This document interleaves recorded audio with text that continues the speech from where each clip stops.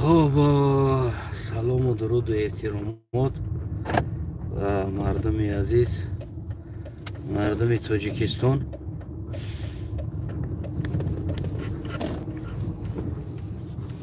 امیدوار هستم که خوب صحت سلامت و سربلند هم باشین. بعد از دیدن نوارها شرایط مردم تاجیک در ملک غربی، در ملک روس، بازم تصمیم گرفتیم که یک نوار دیگر داشته باشیم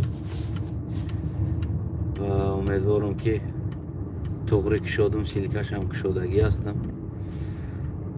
و شما اگر خطونا لایق دیدن نوار داشته باشین، شما خطونا لایق دیدن پادپیسکا کردن این کانال باشین، خطونا لایق ببینین، در همه جا میتونین که و ببینین و پادپیسکا کنین و پادیلیت کنین. یعنی حال مردم چی میشده باشه بعد از این حالت هایی که شده ایستاده است. این حال مسئله کروکس سیتی خال میگفتن، نواستی های را و دیگر چیزها، خبرها که ما پیگیری کرده ایستادیم. امشب روز پوتین با همین حد حرکت هاش تونست که باید بار دیگه مردم بگیم مردم روس یک ادوره چیت کنه، گفتیم زبان روسی.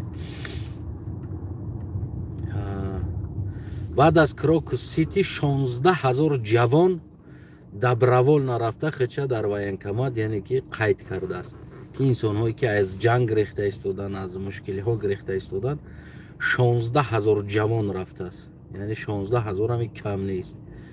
یعنی همون توپای هایی که بگیم که پوتین تونست با نروی با مغزی سری او بازی کنه و نه همون توپای ها 16,000 که وطن ما را ترک میکنه. ما باید رویم حمایه کنیم وطن. اگر ما مردو حمایه نکنیم این وطن ما زیر ترکت دیگر ملت ها قرار میگیره گفته. و نه کم نوارهای دیده ایستادیم که تو که در کوچه ها بگیم که تاجیک ها را و دیگر ملت ها را بگیم قتل کشتار کرده ایستادن. و از آن جمله همون شب روز یک جوانی بگیم که چیچن که از کار برمیگرده، دیگر که چیچن، داغستان و تاجیک و اینو دیگر همشون قریب که چهرهاشون یک خیل است. خیل اگر لحجه گبزنیش قطعی اگر اتلیچت نکنی، یعنی خیلی اتلیچت کردن، جدا کردن قین است. ازبک، چیچن، بسیار بگیم که تاجیک و یک دیگر بسیار چهره مانندی دارن.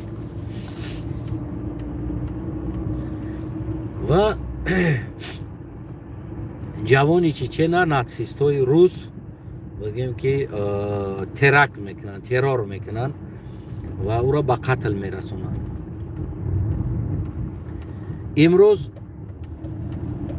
امروز داره دیگر در داخل بگیم روسیه دیگر ملتی که یعنی همون رنگ روش که بگیم سیاه هم گفتن نمیتونیم، گندم رنگ است، او مردم دیگر زیر یک بگیم که چیز قرار گرفتگی هست،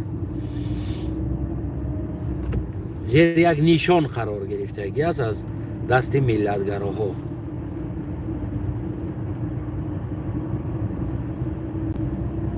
من از بیگانه ها نمینالم، از بس که خدیام هست در همون ملک روس، مرا خدیام هست.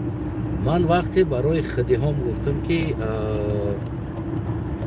یعنی از روسیه شما باید بروین، در حال اینجا جگر جای ما و شما نیست، ما باید ترک نمیجره برین از جا برآمده. و در جواب برای من گفتن که همش تقدیر نصیب است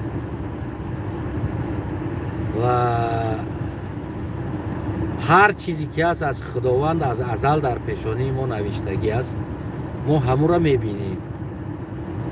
یعنی من چی را فهمیدم از این، از همون نزدیک های خودم که در اونجا قرار دارم،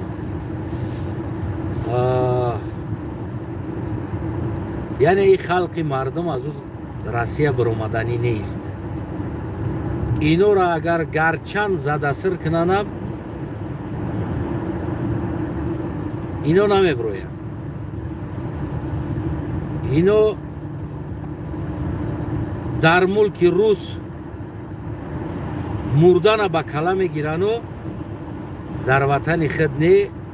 و این مسئله را باز هم آورده دیگر ایشان و ملاهای ما که داره در مغز سر مردم تقدیر نصیب بسیار خوندگی هستند، این مسئله را سر تقدیر و نصیب بستنی هستند. من هیچ وقت فکر نمیکنم که اون خدای مهربان و یک انسانی که با او قدر باوری داره و اعتماد داره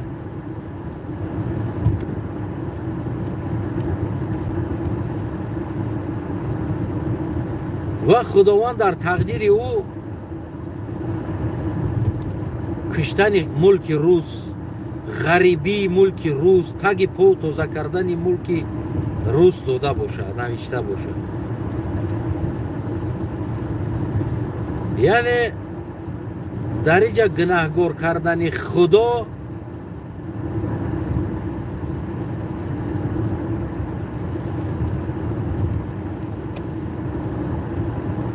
این نمیدونم اول میگه کافر شده.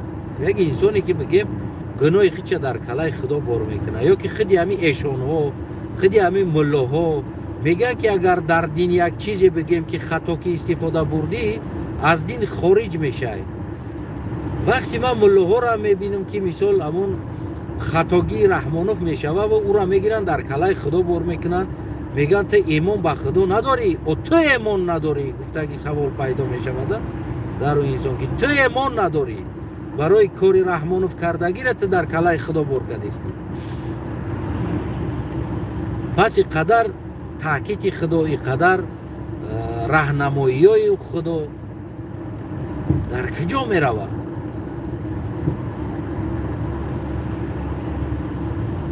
گفتگی گپا پیدا می شود. من دیگر گفتم خیلی که برادرام دیگر خودتون میدونین، راستی گپ بگم در اصل بگیریم، برای که شما بسیار گفتم پروپاگاندای همون ملاهای بنام ملاهای لاشکخر، بنام ملاهای درمایه دا بسیار گوش کردگی هستین در وصف تقدیر و نصیب و بگیم قلم خداوند در پیشانی تو چیزی نوشتگی باشه و همون را میبینی. و خلاص اگر این چیزها را که شما بیشتر شنویده باشین پس دیگر گفتم شما دا دیگر فایده نداره. من از همین خلاصه گرفتم که مردم ما بگیم که هر بلا در بالای سرش بیایه او را بار خدا میکنن که خدا سری آورد، گویا که خدا اینا را سنجیده ایستاده است. لیکن اینا هیچ اشیبکای خودشون به کلا نمیگیره. وقتی که انسان خطاگیش نمیبینه، او انسان او خطاگی را اصلاح نمیکنه.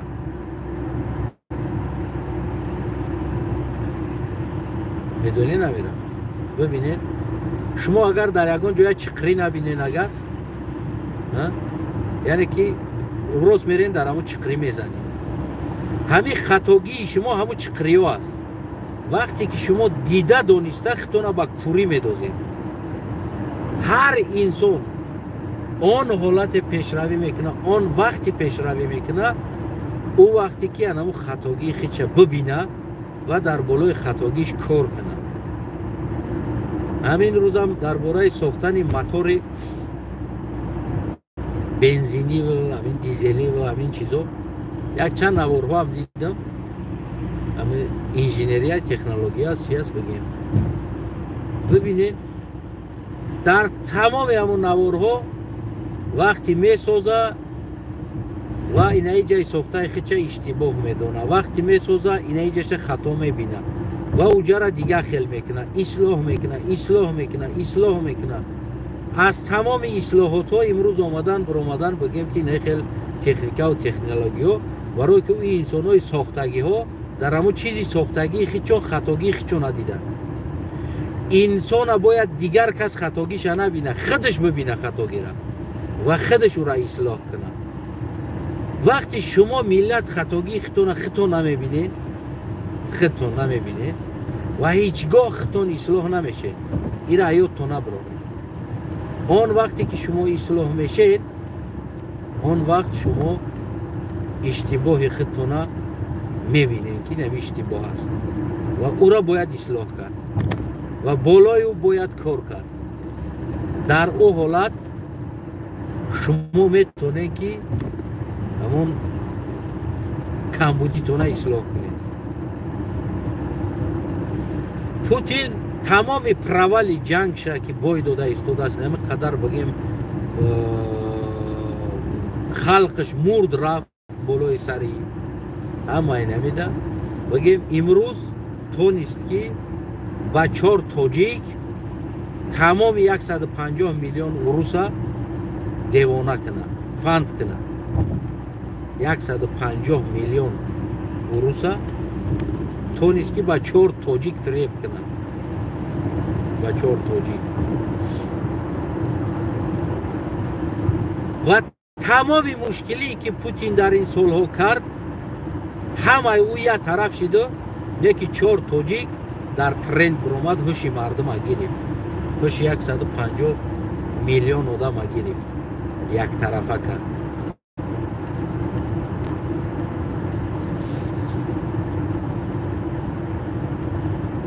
اما روز تا روز بگیم که زندگی خیلی مردم قیین شد. هموطنای عزیز، از این به بعد اینه ملادیوژایی که هستن 15 ساله و 14 ساله و 13 ساله هستن، 1 سال 2 سال بعد 16 17 18 میشوند و شما در نفرت اینها گرفتار میشین.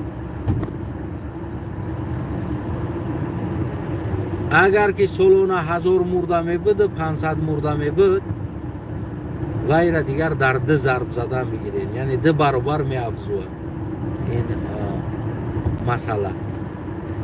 1 برابر نه بلکه 2 برابر میافزوه.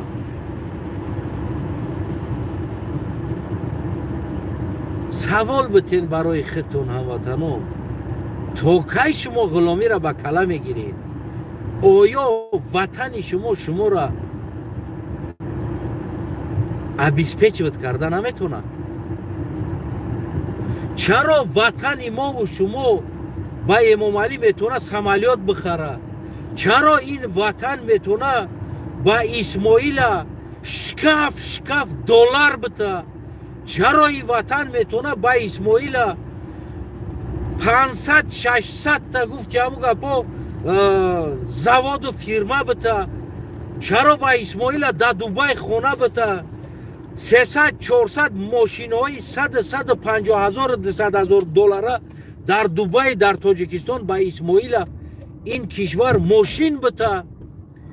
چرا میتونه این وطن اینقدر اسماعیل و سامان و اینو را عبیس پیچ ود کنه و برای شما یک برده نان یافته داده نتونه این وطن؟ همین سوال یکم بار خودتون دادین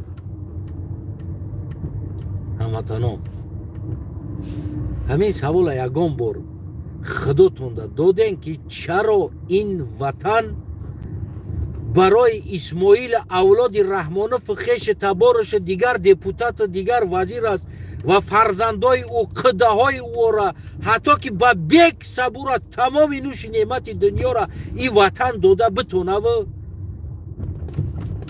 با تو غریب بچه یک بریده نان این وطن داده نتونه؟ این چی وطن است؟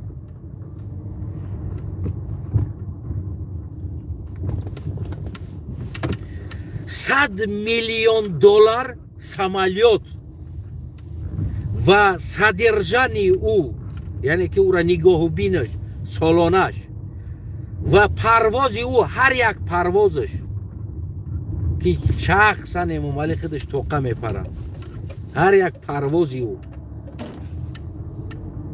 چانس میسته. میدونید چرا اینقدر ناز نعمت برای امام علی رحمان این وطن میتونه که داده و برای شما در او وطن یک بریده نان یافتن مشکل میشود. برای شما او وطن هیچی داده نمیتونه.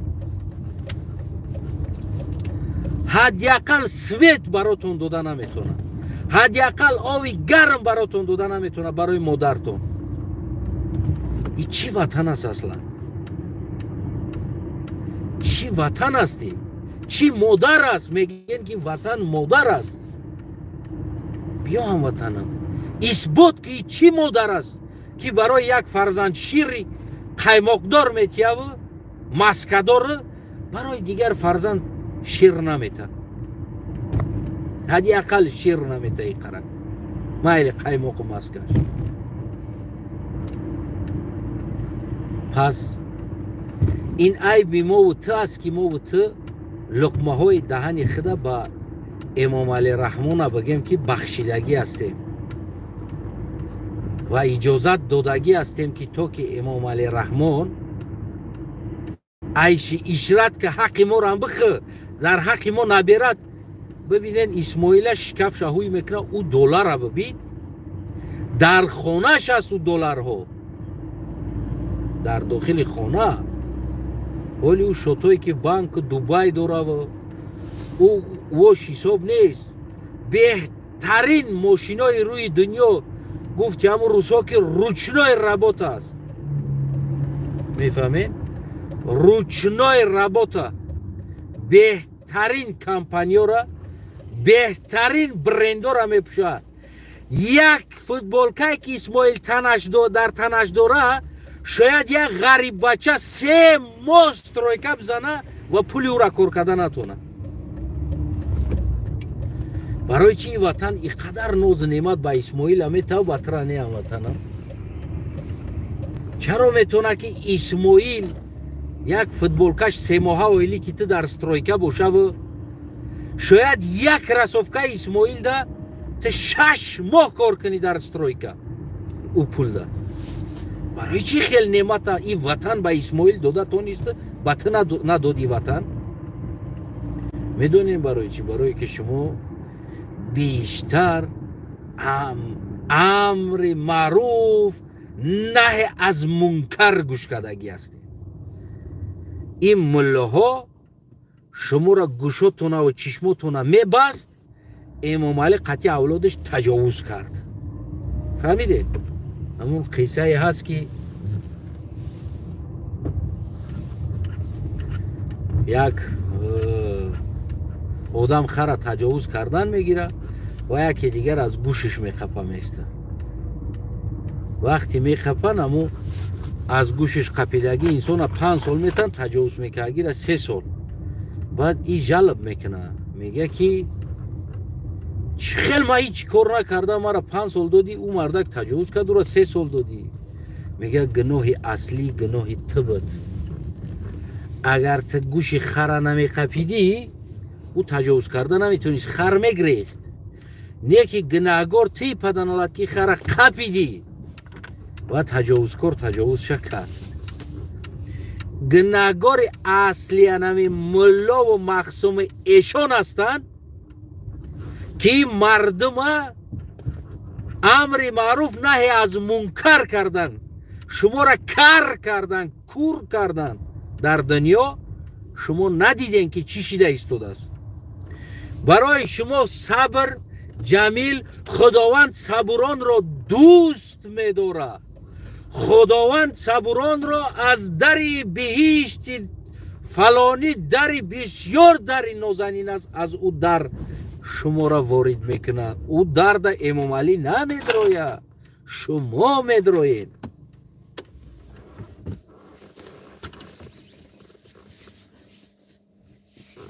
میفهمید؟ برای شما امر معروف نهی از منکر، صبر، صبوران، انسانی که بگیم انا اجر ثواب غریبی مردن شهید شهادت هفت پشت دیگهش به سراغ جنت میروه. میدونین شما هم خیلی امر معروف نهی از منکر بسیار گوش کرده، اما این زندگی را دادین از دست. اگر ملا برای شما میگفت که خداوند یعنی مالکیتی که تو در کشور زندگی میکنی و حق نداده است که یک کسی دیگر اینه یک قدرش بگیره و برای تو اینه یک قدرش بته، میفهمی امیره؟ خداوند اگر گفته های خداوند در اصل به شما میرسوندن، این نه عامله ها یا نه عامله هن، میفهمید؟ میگفتن که اگر که در دولت دیدی که کسی حقی یک کمبغل دزدید خورد و تو مرد، اگر خاموش باشی یعنی تو جنت نمیرای، تو پریمیکوم دوزخ میرای. پریمیکوم های همیجا یگان جا از تنوف کم نمیکنی و راهی که تو میرای یگان سویتفار هم نیست، پول نیست، کرسنای دروگ است، نه تا جانت میبروی کس کرسنای تو دوزخ میرای. برای که در وطن تو حق بیوزن حق یتیم یک از سمالیات خریدگی است، یک از شکفش هوی میکنه اینا ای خینق دلار نخیل موندگی های تا دسترخوان تا هوی میکنی نخیل استودگی های در درون دسترخوانت هیچی نیست. گودکت گشنای یا یک بیوزن دسترخوانش هوی میکنه نه تریه هیچی نیست. یک مادر کمپیر رفته در قدی کوچه تلبیده است. اگر نیره میگفت که جوان تو دوزخ میرای در این حالت، وظیفه تو عدالت است. جوانی که در خودش عدالت روا ندید، جوانی که در خونش عدالت روا ندید، جوانی که در کشورش عدالت روا ندید، اوس کرسنوی دروگ قطع دوزخ میروه. اگر این را برای شما میفهمون و امروز شما این روز دانه میزدین،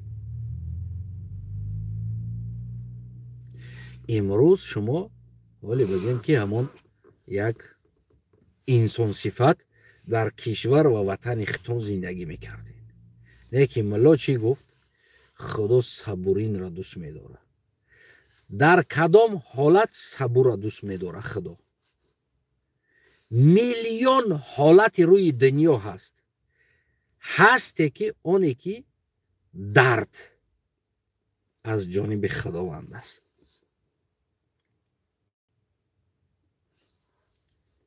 اوجا خداوند میگه که من صبوری ندوست میدارم در درد. خب هست اینه حالتی که امروز من ات داریم، در این صبور کردن گناه هست. اگر مطابق اسلام بگیریم واقعا گناه هست. صبر کردن در این چیز گناه هست. هست صبری که ثواب میگیری، هست صبری که گناه میگیری. تری نیست که دیگر تو غلام باشی و صبر کنی. در تای فوکت امام علی رحمان ورتالیات و کارتژ نبیره امام علی بلوگیرو را بیاره و اودیخ کنه و کیف سوا کنه. داخانهای امام علی 24 ساعت آوی گرم سویت تمام چیز تامین در وطن، دیپوتاتات و غیرهات گنرالات و در اوچت در خنکی شیشتگی، گودکات در خنکی در اوگاری کمر در پیش چشمت گولکا مرده ایستادن. خداوند صبوری ندوست میداره. والله بالله تعالی خداوند اینی انا همین ملتکو شوم میبینه، دوست نمیداره. این همین خیلی ملت شوم میبینه. همین اره چرز گلوتکا میگیرن که گفته این همین خیلی ملت شوم میبینه. برای که نام اره چرز گلوتکا گرفته ملت غلام کردین. شما ملت غلام کرده. آن کاری که شما کردین در تاجیکستان و آمدین در روسیه باز پسردنیکا دون کار دوام دادین. خفه نشین. ملت خودتون یک دیگری مونه. هر یک تمونه که دست مونده یک جا رسید پایان بدگی را کوشش کردیم غلام کنیم، کوشش کردیم بدزدیم پولوشا. لبای پسردنیک تبره در تاجیکستان ببین، خونه شا ببین، در شا ببین. با برای ایو ملها حدیث هم میگن، حدیث هم هست در ای باره. یا خداوند نازنین با در ای باره حدیث هم کار فرمان 10 تنگه کارگر 1 تنگه گفته است. ایرا پروردگار گفته است.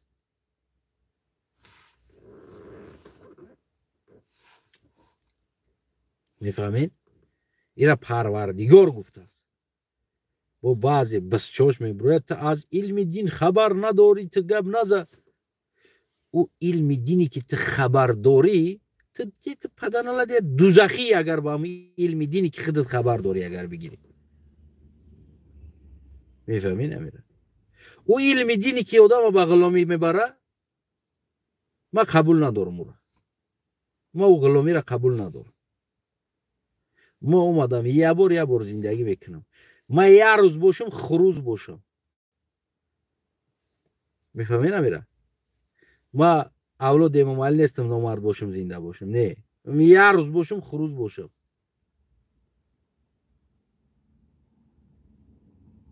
من رنگ ماکیان شما وارد تخم داده نمیگردم هر کی در وجوده. ریشه ای قدر میمونه نگفتی همو گپو مردم غلامی ده میبرین، مردم غلامی ده میبرین، جوانو را غلامی ده میبرین. وقتی سر جوانو مصیبت اومدی نه همتون دیدیم. همتون مثل شترمرغ سراتون تای خاک کردین، گوشاتون کر کردین، چشماتون کور کردین. همت بعدی که قضیه رو عبارات گرفت دیگه طرف بعضیات سراسیموار برآمدین تاجیکا را گناهگار کردین. بعد با خستین با ترسیکاتون چپنه پوشیدین، با خودتون ملا گرفتین، با خودتون ما شیبکا کردیم امیجا ما شیبکا کردیم. با نو یک جوان یک سپرسمیم دست گو هم تلفنتون در کونتون بزنیم با خیست از کار کده جه بیو ما افشتره چکنم قطیت ما گب میزنم در اینجا در کونتون بزنیم تلفنتون همد نه نمی تواری اونم تواری بلوگیرای مرغ در کونتون بزنیم تلفنتون ملت فریب کنو. شما از این ملت بلوگر شیدن 4 تنگه کار کردن تمام دیگه. عثمان دودرم تام در کونت بزا تلفن تا ما ترا خیلی پشتیگیری کردیم در اونجا. گفتیم این بچه غریب است، این بچه نه که دیدیم که تو بچه هم یک یابورا گفتی هم گپو چی چیزی نیتا خورده بود که یکیش کم در چیدی یا برای اگان دور پر لیامیچیم پیامیچیم بخی شکم در تساس که مرده ما پشتیگیری ترا.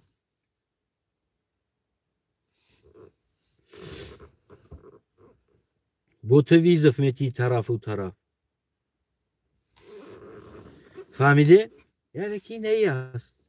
برای همی برادرای عزیزم، هم وطنای عزیزی مهربان گرامی و اولی قدر اولی جنابم، این مله‌ها شما را فریب میکنه.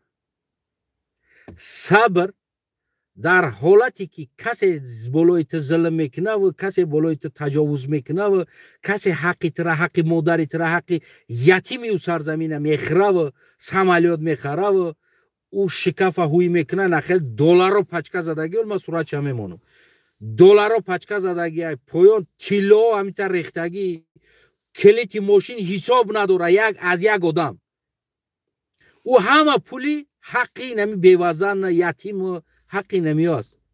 او پولو را جمع میکنن میگیرن او تاری کتگی میکنن تو میره خودت غلام میشه و وطن در و احوال در این حالت صبر کنی تو جنت میره تو اجر میگیری در این صبرت. هر یک صبر ده 10 چنگ نو میگیری. هر یک صبر ده همون اسلامی که با خودت باورش داری. این ملاها اینا مشنیکن اینا افریستن، اینا یک گروه مافیا هستن.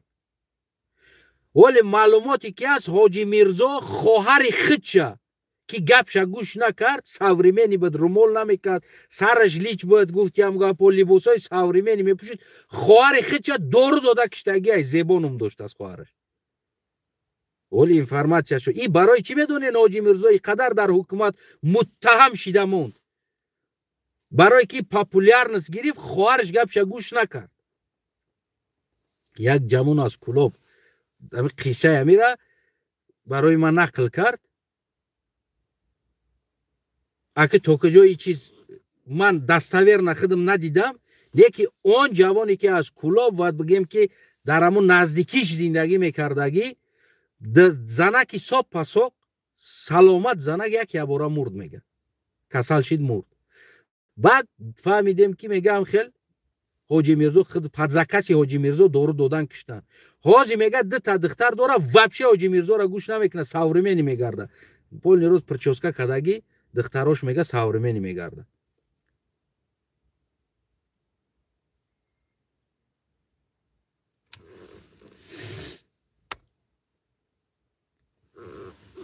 میفهمی نمیره.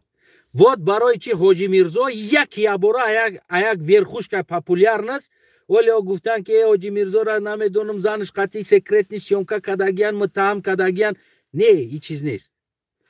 وقتی ما همین گپا را شنویدیم، یک روز یک جوان با بسم الله قسم میخورم، با پروردگارم در نمی روزش قسم میخورم که برآمد یک جوان گفت که سیتواسیون هم خشیدگی حاجی میرزا را یگان زپیش پاپیش کداگی نیستن. حاجی میرزا را در برش آدمای امنیت بدن، یک جایگی ارگانیزوات کردن، امنیتی چیزا دلا کرد. حاجی میرزا باید زندان میشید. یا وقت یاد داشته باشیم بعد هم مردن خواهرش حاجی میرزا را در دل با دل برده بدن. بعد یک گپام برآمد حاجی میرزا را عدل میبرن، بعد قلف عدل هوی میشه و حاجی میرزا را میبینن تورات کدیسته در کریدور. یک هم خیر رکلام هم برآمده بود اگر شنویده باشید. انامو جوان همسایگیش زندگی میکنه، در منطقهش زندگی میکنه. برآمد میگه پا گفت که من با بسم الله میگم، گفت نمیگه پا این خیلی حادثه شدگی است. کاروچی همو امنیت هم که دویم در برش است، سراز ایر هم مای کرورا میکنن، دلا میکنن. دکازاتوش قطعی که حاجی میرزا خودش زکاس کداگی خواهر خچه کشتنده، خواهر خچه میبرن دارو میتن. هم خیلی آدم پیدا میکنن که چیز هم آدم دارو میتن و میکشنش و میبروزنک. برای که گوش نمیکنه، رمول نمیکنه، ساتر نمیکنه. حاجی میرزا میگه بک نمیکنه، میگه خیلی برای ملوی تا کدام میگه من از آنها که کلوبیم نمی کلوبی ما میکنم، نمی رمول مایدام میبندم میگردم. گوش نمیکنه گپشه. بعد این چیز دلا میشه، بعد حاجی میرزا را کشوکش میکنن. اونم جا بعد کرچوک دا میشنونن، میگن یه لیشتو اگر نق گفتی بای نمی ستاتیا میبروریمت که خواهر تکشتگی کو با همه دین اسلام تو پیزدسود میبروید در پیش مردم. تمام. حاجی کرچوک دا زدگی های تو امروز دوره تو که حکومت نبره زندانش نکنه در این مسئله، در این مسئله تو که نبره زندانش نکنه، دیگر چی فرمانی که حکومت میته بگیم که میکنه. و این چندین بیزنس های دیگه بیرون از تاجیکستان داره. خیلی همون جوان همسایه شای گفت این چند تا شاگردو داره، چندین بیزنس ها در دیگر کشورها. بگیم که همون ای صدقه میگه، صدقه کی می اومد با ایرا بانک تاجیکستان و تاری پول کار کردن نمیتونیست. میگه بانک، میفهمید؟ هم خیلی صدقه می اومد میگه پچکو کمبو ایس دلار و ایس سومونی میگه پال نیو پولو را در شاگرداش میگه هم دیگر کشورها دا برآمدگیان بیزنس کرده همونجا دا بایر دول پول روی میکنن. میگه زندگی 100% این دیگر متهم ای نمیتونه، نه گریخته میتونه. میگه برای که میبرورن دلش، میگه کو فکت، میگه کو اسناداش قطعی هسته، میگه زپیساش قطعی که گپ زدگیش از زپیش کداگیان، چه زکاس کداگیش از زپیش کداگیان همش هست. میگه برای همون گریخته نمیتونه. میگه انت برای میگه خواهر خچه کشتگی اینا دلش هسته. تمام این 0% میشه. میگه خواهر خچه انسان برای پاپولیارنس زکاس کدا کشتگی است. این گپی من نیست، این گپی خودی همون جوان است. من هیچ چیز خبر نداشتم. خدی از کلاب اسی جوان میگم که با بیسمیلای کی نمی با رمضان خداوندی که این بیسمیلا این میگه پا گفت منده که وقت برای چی حاجی میرزا بگیم که نخیل زچمار نشیده موند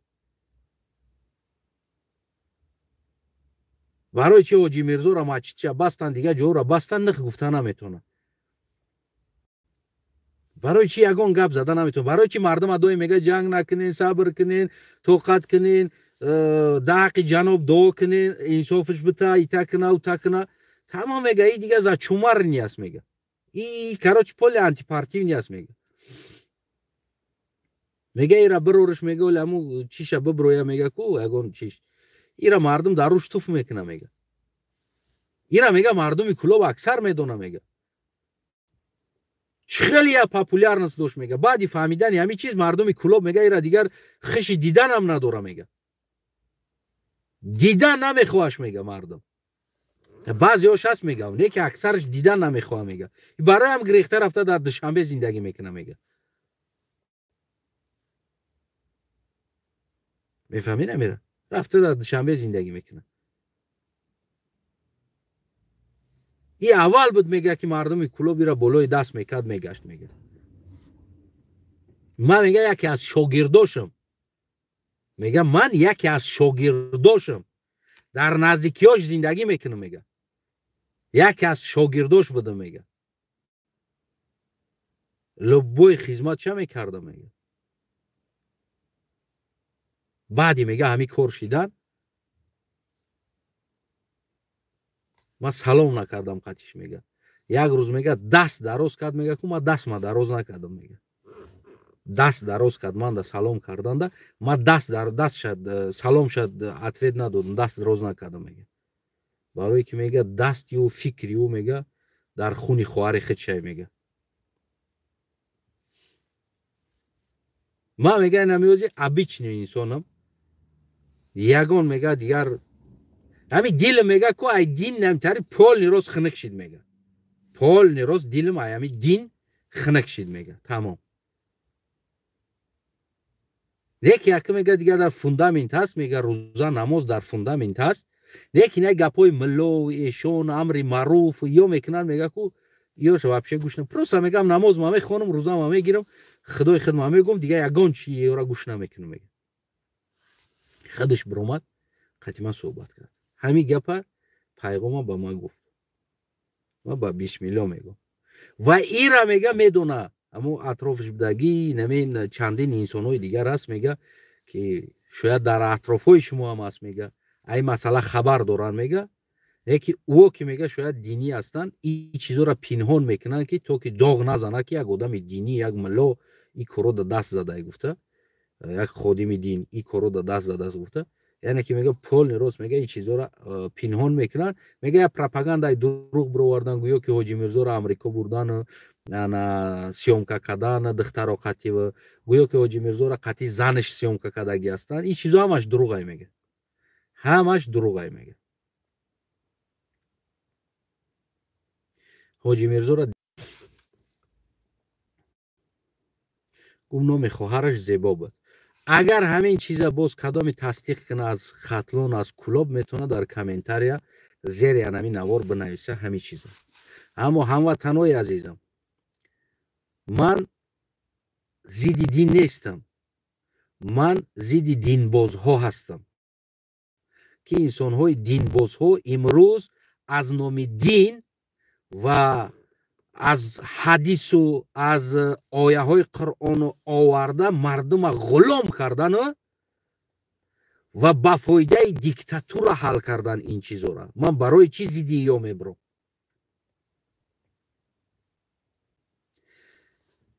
اگر که دین برای مردم میرسوندن اصلیت دین و غرور دین برای مردم میرسوندن هیچ کسی اینا را یگان چی نمیگفت بلکه بالای دست میکرد میگشت اینا را که نه احسنه که وقتی ما دیدیم با چشم خودمون دین برای فایده ظالمان استفاده بردن و مردم با مظلوم تبدیل دادن با حدیثای فقط صبر و طاقت، حیزی زن، ازاری زن، ترسکی زن، خوابخیزی زن، نمیدونم این دیگر میگردی نگاه میکنی میگوی همین خداوند دیگر در همین دنیا بغرض همین عیش اشرت بین مرد زن دیگر فقط نمیاره گفته است. نه خدا کی باید نیتکنی، باید نیتکنی، باید زن تکنی، باید زن تکنی، زن حیز بی نیتکنی، اگر نیتکنی یا دو تا زن بگیری یا نیتکنی. ای بچه خداوندی که کائنات آفریده است دیگه کور نداره بین همی زن شوهر داخل میشه و میگه نیتکی نیتکی نیتکی دیگه نیت خوک اینه دو زن بگی، اینه سه تا بگی، اینه چهار تا بگی، اینه شی تاریکه، انا حیز بینه اینه تاریکه، انا ایجا شی تاریکه. این دیگه همی کور نداره فقط هم خوخیز دیگر زن مرد افسوزدت کرده است. نه این چیزها را میگفتن برای که شما را پسیخیکتون آرام کنن. میدونی نمیره پسیخیکای شما را آرام کنن و شما را میکشیدن تا این روز میآوردن. امروز این همون رزولتت همون حدیث، رزولتت همون آیه هایی که برای شما میگفتن برای شما را آرام کردن، اون آیه حدیث عاقبتش رفته با حل دیکتاتور، با فایده دیکتاتور حل شدن، با فایده ظالم حل شدن استفاده می بردن.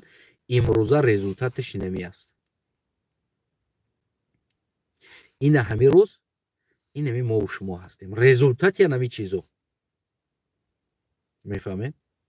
غلام، در بدر، بی صاحب، بی کس، تمام ظلم سر مونده امام علی میگیره میاره، ما ایرا میگیریم برای که در گوش ما بسیار از خدا دختگی است. نه مله ها و همه همین گناه هایی که امام علی کردگی است ما از امام علی نمیبینیم، همش از خدا میبینیم. خدا است، خدا در پیشانی نوشته بوده است، خدا در تقدیر همه بوده است. خیلی دیگر چیکار کنیم؟ خدا میگم ای انسان، من شناسای خودم قطعی در مسکو هستن، در روسیه هستن، میگم ببروی از روسیه برا تمام فراموش که حداقل برای یک سال یک نیم سال جدت که یک سال در تاجیکستان بیست همون داری یادوسمی که یک سال نم دم 12 ماه نم بری مکرون پکرون بخری بیست در تاجیکستان نگاه که چی میشه وضعیت بعد برا خمی هر چیزی که خداوند در تقدیر نوشته باشه همون رو میبینیم که دیگه خیلی چیکار کنیم؟ میریم تاجیکستان در چیکار میکنیم؟ ببین یک خدای مهربان، یک انسان که اینقدر خداوند بگیم که ایمان داره، خداوند در تقدیر همون ننوشته بوده است که پدرنالت برا گم شو وطنت، روسیه وضعیتش بزه باید در اولاد پدرنالت گم شو وطنت برا گفته نوشتگی نبوده است. نه بیست مردی ای گریبانی ما بگی خداوند گفته است مردی ای یقنی ما بقم که خدا تگ نگاری تو مرا همی تقدیرم ده میره نوشته بوده. چقدر در پوتین گرفت جنگ رایت کرد بعد یقنی خداوند بگی که خداوند تو مرا در تقدیرم جنگ پوتین نوشته بوده و خداوند عقل هم دادگی است برای تو برا گم شو که ایجا. نه بیست تو دا پتری بیست در اوجا دا پتری بیستم وطنم ملا یادتون دادگی ایوخی در آخر بعد یقن خداوند بقپین در تقدیر در نصیب و خداوند خودش کرده بوده است، خودش نوشته بوده است. اینجا دیگر امام علی چی گناه داره، اینجا پوتین چی گناه داره، دیگه کسی گناه نداره، هیچ که اینجا گناه نداره، فقط خداوند گناهگار است. نخود ای بنده خدا تو قدر در خدا ایمان داری، نخود همون خدایی که تی قدر ایمانش داری در پیشانی تی ننوشته باشه که پدرنالت کور دیدستی وضعیت بیزه بس گم شه ایجا برا گم شه ننوشته باشه همین چیزه. نخود همی قدر عقلت نگیره که وضعیت دیده دانشته در اونجا بیستی بعد از یقین خداوند بگیری که گویا که خداوند گناهگار است در پیشانی تی همی را نوشته بوده است. نخود هموطنم برای که شما بسیار کسای تقدیر نصیب شنویدگی هستین و امروزایی که اوزد تاجیکستان و همه خیز گفت که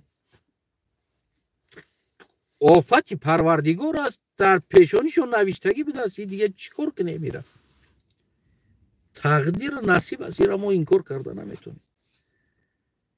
نه که عقل یک انسان نگیره که امام علی در 100 میلیون دلار اگر همون کانالو را توزه کنه و دنبه بزنه طرف قشلقو را چند تا قشلوق پیش راش دنبا میتونیست بزنه بیتون بریزه آرمی رو بکنه که همون آوی که از همون که میویا بگیم دیگر طرف قشلوق دا ندرویا چند قجورا میتونیست همین چیزا را پیشگیری کنه این چیز دا عقلش نمیگیره او را امام علی کیفه کنه نه که امام علی گناهگار نیست نه قنق دلار را در درون شکافا زدگی شفانی رو زدگی ایو عیب نداره ایو گناه نداره بیو پروست دزدیدن خداوند یو را گفت بدز یا دزدیدن خداوند ما را گفت که شما را او میزنه این تقدیر ما از شما توقت کنید لوگیک را ببینید خداوند این را دو دایما گرفت همون قصه یک درمایت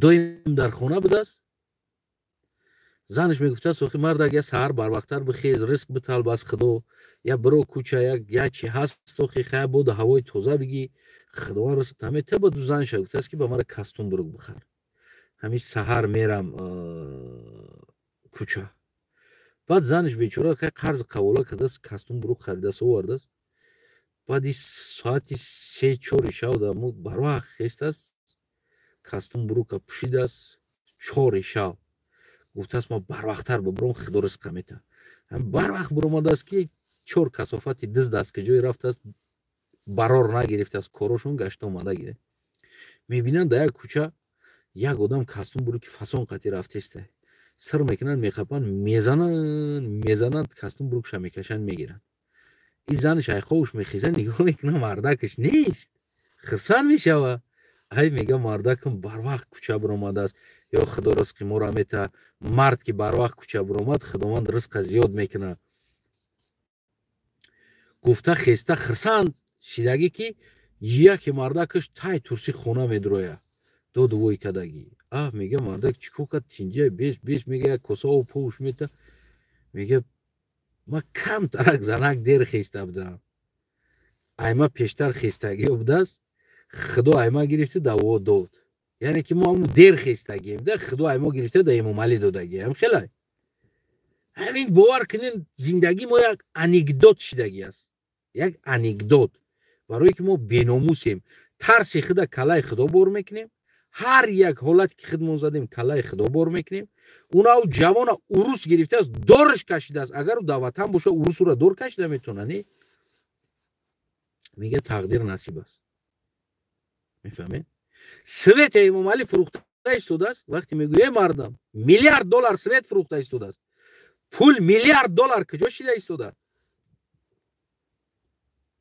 میگه تقدیر نصیبه خداوند میگه در پیشونی همین خنکی را نوشته اوگر کمردن مردن اگر هم سوید میبود گاز میبود یا چی میبود اما اوگر نمیشیدن میگه این نصیب تقدیره تو زیدی خداوند میبروی میفهمی میگه تقدیر هست و تقدیر جنبان هست ما تقدیر جنبانش میکنیم و یکی در کلای تقدیر میزنیمش خودمون تقدیر جنبان میکنیم و بعد در کلای تقدیرش میزنیم میگه تقدیر است نصیب است برای که نصیحت تقدیر نصیب شما بسیار گوش بدگی فهمیدی؟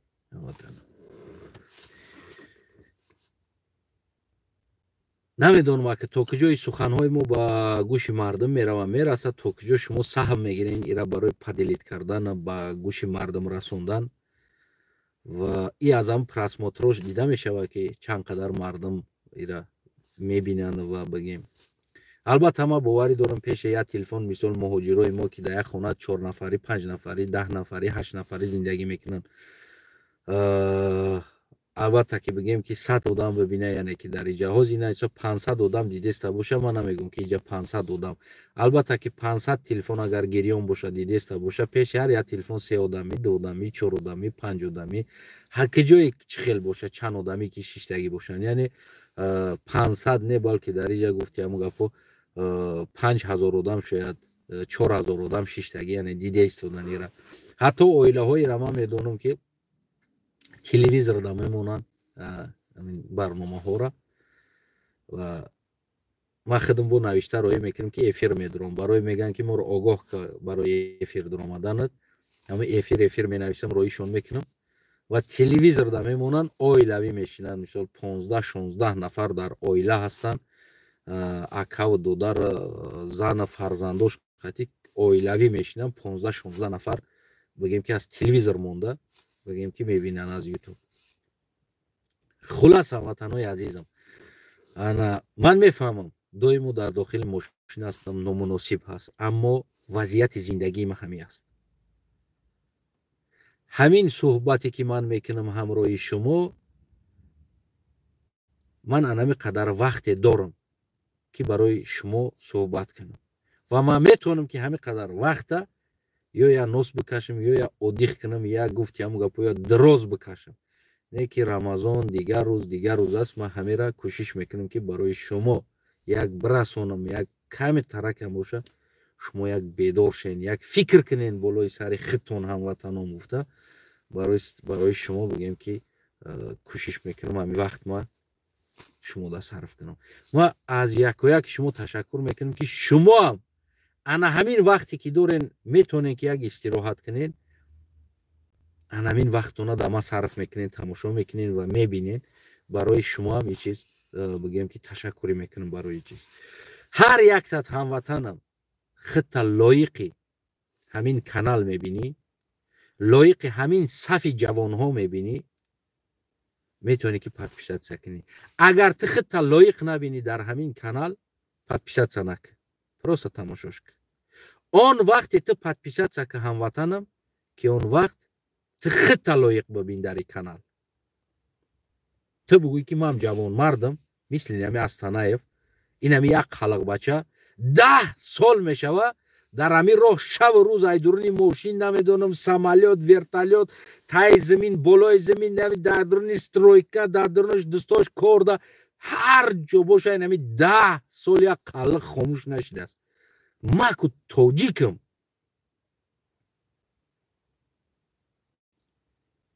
اویا ما نمیتونم چنین همین خلق در همین وطن نامی تاجیکستان داره بگیم که بسوزم و گپ زنم و نمیدونم مردم بیدار کنم یا که آبونش هم در همیجا قدر کنم مهنت همی را قدر کنم همین انسان که آفرینش که 10 سال یک ژورنالیست در تلویزیون 10 سال کار کردن نمیتونه زایبت میشه میپرتوه میره نخرین در کورای میگه که گپ میزنم میفهمی نمیره 10 سال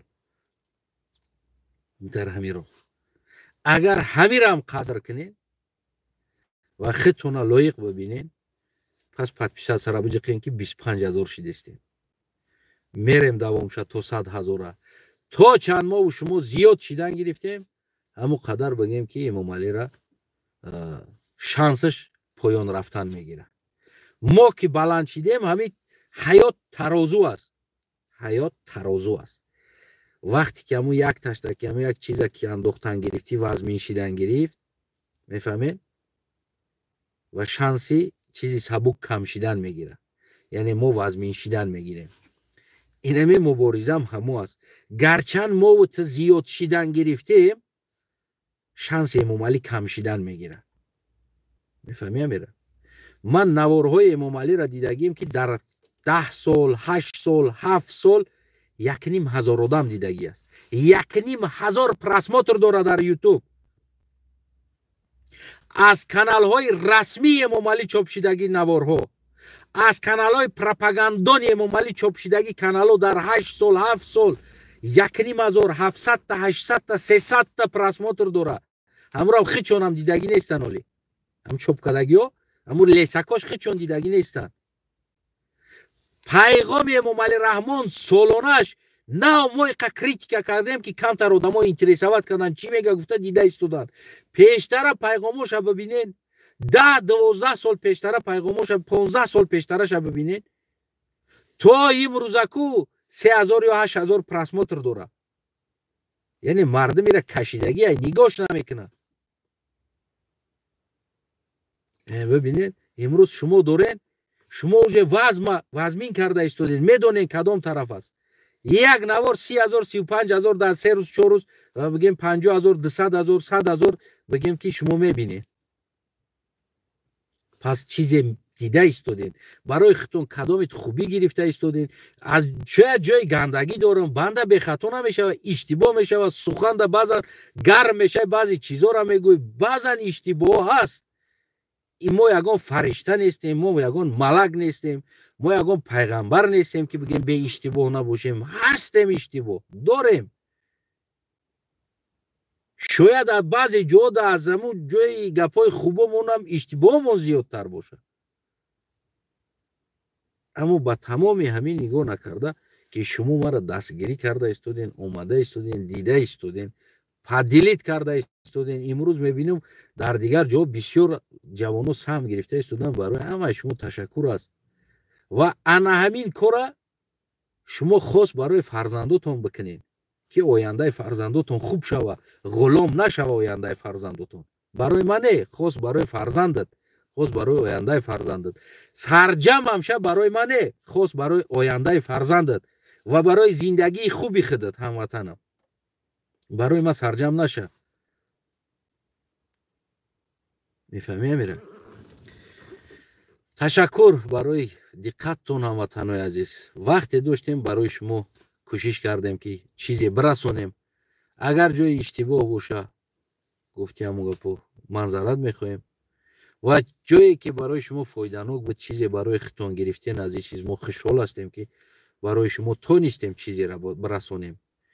ва хусусан дар бораи ҳамин фанду фиреби муллоҳо, дар бораи сабру ҷамиле ки шуморо шаҳиду ҷаннат ваъда метана ва и дунёи шуморо ба умеди ваъдаи ҷаннат ба шумо дузах гардондагӣ худшон дар ин дунё ҳам дар ҷаннат зиндагӣ дорана ва мехоҳанд дар ӯ дунё ҳам бо ҷаннат бираванд ё барои моро пасредник шавана.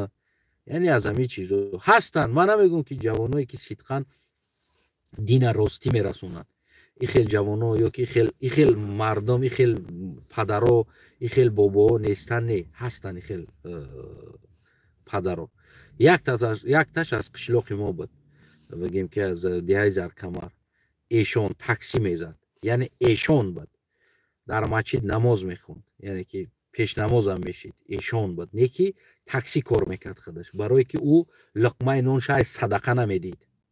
ва ӯро кӯшиш карданд ки дар масҷид пропагандаи Эмомалиро барад. ӯ пропагандаи Эмомалиро ба кала нагирифт, гуфт ки дар дин туғрӣ намегирад ки ман биём динамонам ё дина биёрам дар Эмомалӣ ростиш кунам.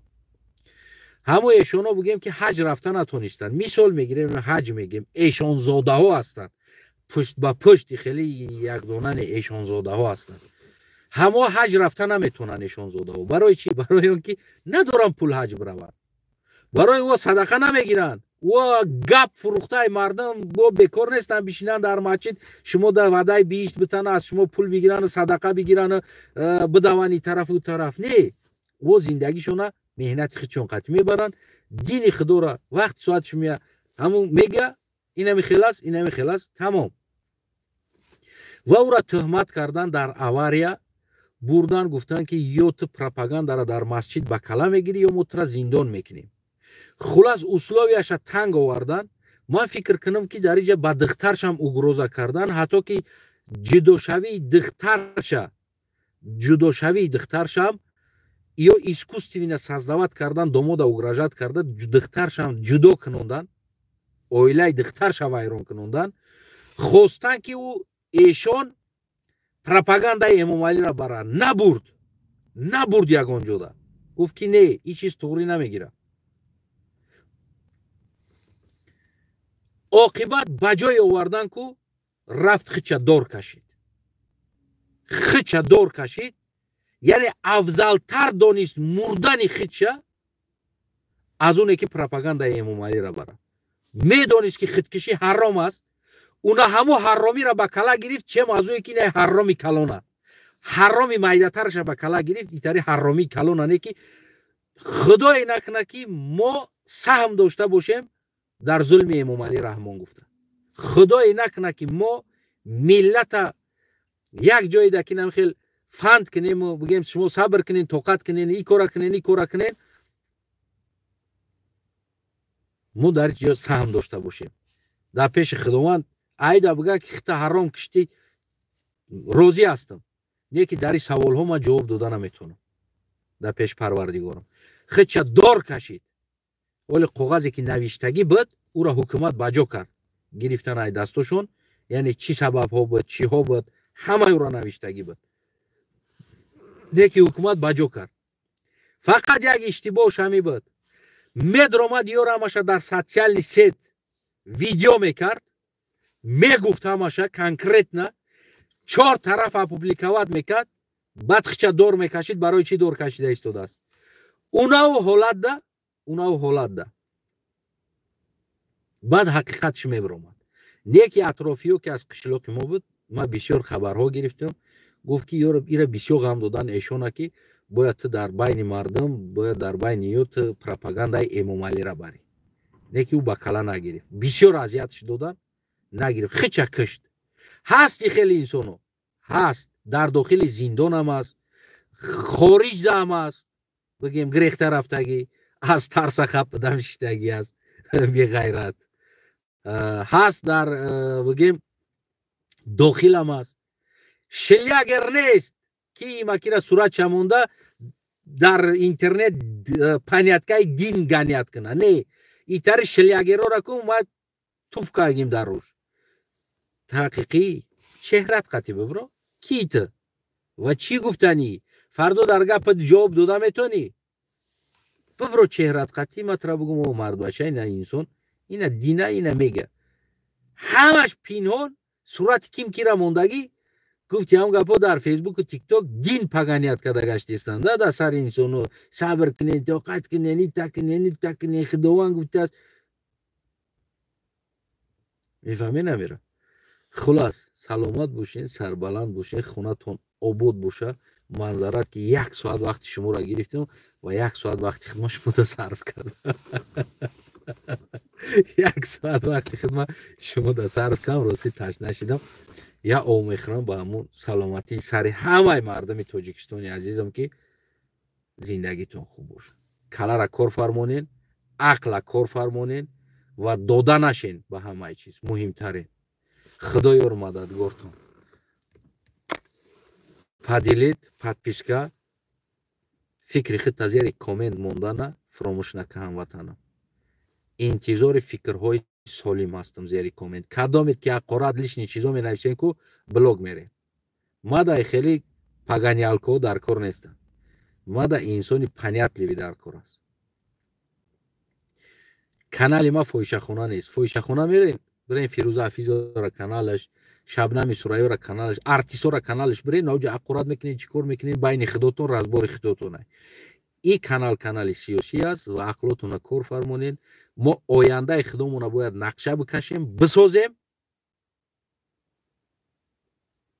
تا که نسازیم آیندهمون عقل های سالم لازم است خدا یارتون هموطنان